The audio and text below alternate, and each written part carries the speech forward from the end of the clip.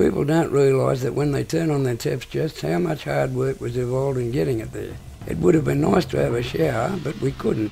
After work you'd go home dirty and you had to be careful with the water. Sons and fathers bathed in the same water. You couldn't waste it. Whoever went dirtiest went last. Everyone was in the same boat. In 1954 to 58, about 12 of us from the pipeline welding laid down the main water pipe through Berkeley to the reservoir after laying and welding pipes from the Avon pumping station. Before the pipe was laid, water was stored in 500-gallon drums and the sewerage was transported out by truck.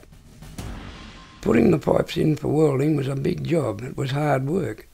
We would drill and cut everything by hand. There was no power tools in those days. Digging underneath the pipe and crawling on our hands and knees to weld. We didn't have machinery to check for defects in the welding, we just had to do it right. The sparks would burn you, and if it was raining, the mud just came straight in.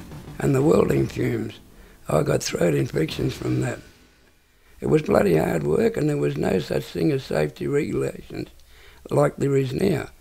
You either did the work or you didn't work. When the water came in, well, industry could grow.